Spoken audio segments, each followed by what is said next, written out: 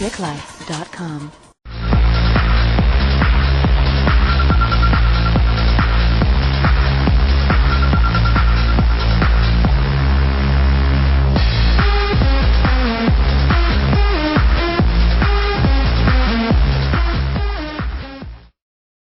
A manual shift car isn't easy for most people, but with practice, it can become second nature. So come on into my car and we'll go for a ride.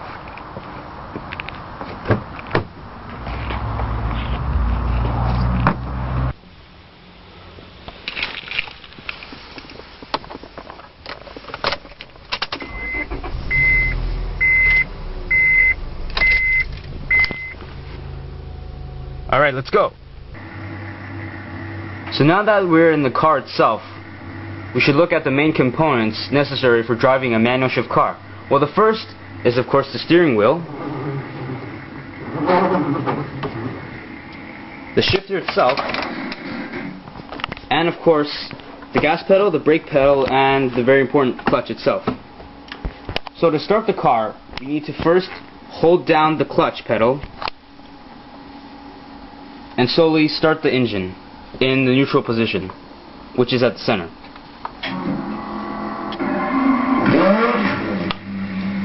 Alright, now that we have started the engine, we need to keep holding down the clutch pedal and slowly put the car into first gear, which is the top left. And now what we're going to do is we're going to slowly let go of the clutch pedal while holding down the gas pedal.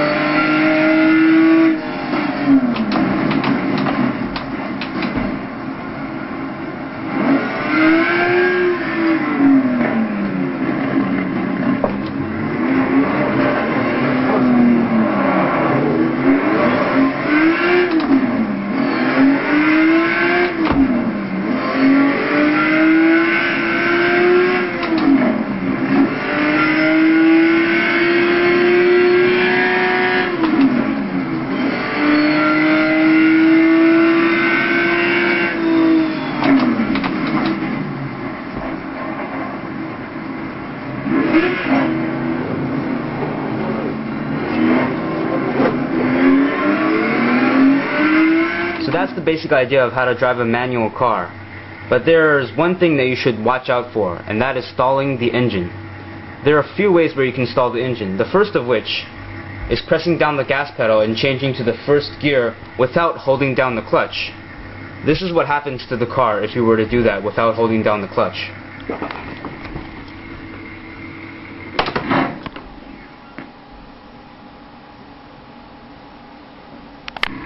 Listen carefully to the sound of the engine as I put it into first gear without holding down the clutch.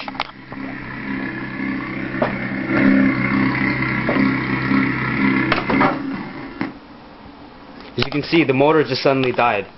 This is what happens in real life as well if you were to not hold down the clutch when putting it into first gear from a neutral park position. Putting a manual car into reverse is just as easy as putting it into first gear.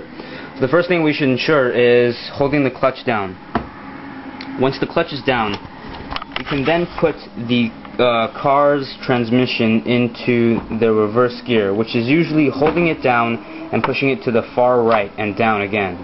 However, in other cars such as Audi and Volvo or other European cars, the reverse gear is actually to the left of the first gear, so there will actually be another notch to the left of the first gear over there somewhere.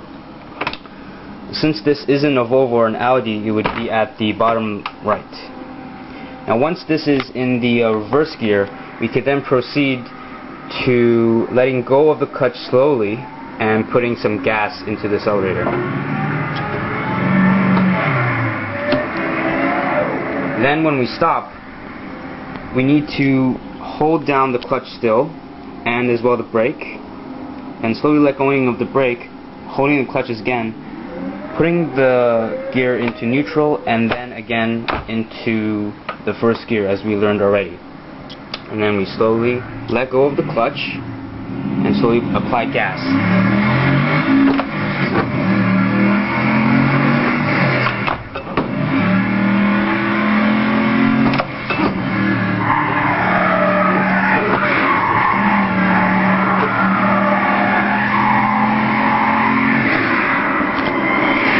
Now I just attracted some police, and this is an example of what you should not do when driving a manual car, or any car for that matter.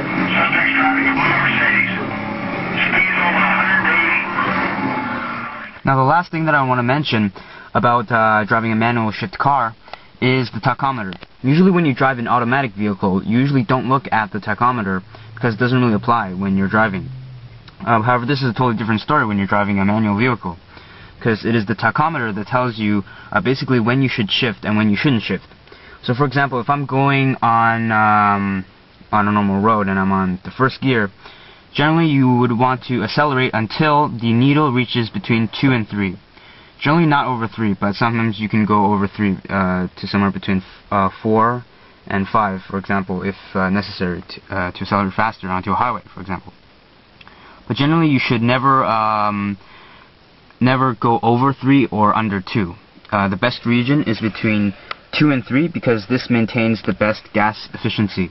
So it saves you more gas if you accelerate and switch gears when your RPM needle goes between 2 and 3.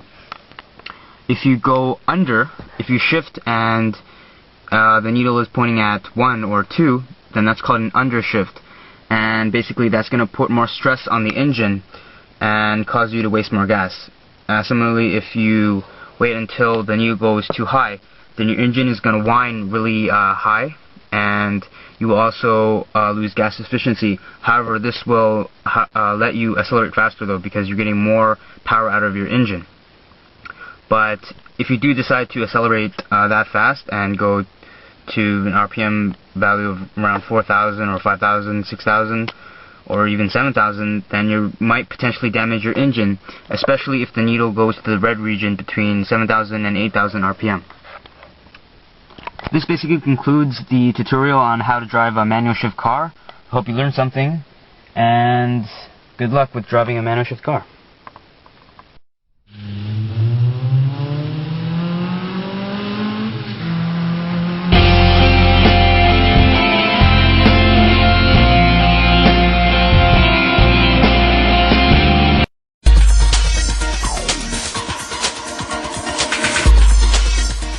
TrickLife.com